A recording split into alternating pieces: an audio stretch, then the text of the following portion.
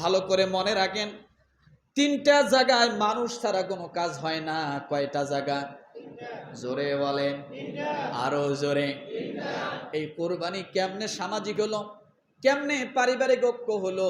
তিনটা জায়গায় মানুষ ছাড়া কাজ হয় না। এক নম্বরে বিবাহ শাদী, সেখানে মানুষ কথা বলে না। আপনি যখন বিবাহ করতে যাবেন সাক্ষীর প্রয়োজন আছে না? আছে না? সাক্ষী ছাড়া যদি কেউ বিয়ে করে সেটা কি বিয়ে? সেটা বিবাহ হবে? নো, বিবাহ হবে না। আমার ভাইরা, ওই বিবাহ করতে গেলে একজন হুজুর লাগবে, সাক্ষী লাগবে, এরপর আপনার বিবাহ হবে। হুজুর নাই, সাক্ষী নাই, তামাম জিন্দেগি যদি আপনি বিয়ে করেছি বিয়ে হবে না। তাইলে বোঝা গেল এক নম্বরে বিবাহ করতে গেলে মানুষ ছাড়া বিবাহ হয় না। ঘুমাচ্ছেন? জোরে বলেন। ডানে বামে তাকান, কে ঘুমায়? আমি দেখি ঘুমায়।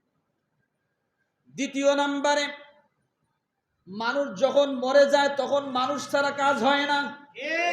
আরো আসতে বলেন। মানুষ মরে গেল, একা একা কাপড়ের কাপড় পরলো আর এমনি এমনি কবরে হাইটে হাইটে চলে গেল। বাস্তব? অনেকে বলে না। মুখ বন্ধ থাকলে আল্লাহর কাছে জবাব দিতে হবে, মুখ বন্ধ রাখার জন্য নয়। একা একা কি মরা যায়?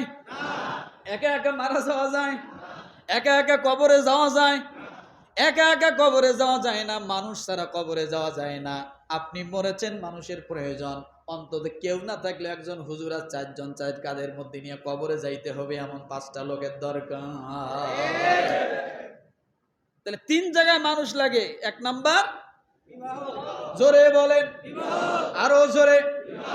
দ্বিতীয় নাম্বারে মরার পরে, কবরে যাওয়ার সময়।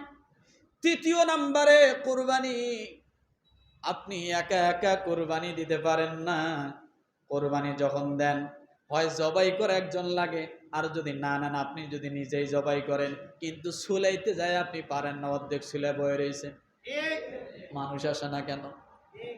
কথা ঠিক কিনা? এই 3 জায়গায় মানুষ লাগে আমার ভাইরা।